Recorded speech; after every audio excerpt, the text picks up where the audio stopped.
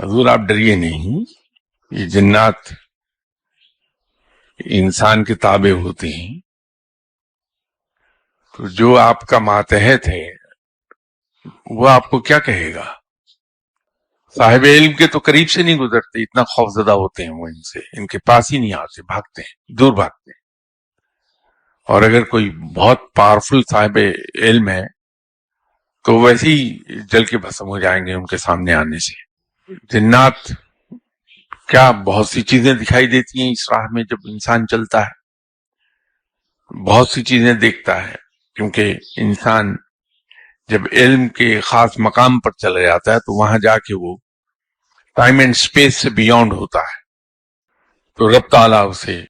ہزاروں سال پہلے اور ہزاروں سال آئندہ آنے والے معاملات بھی دکھا دیتا ہے اگر وہ چاہتا ہے تو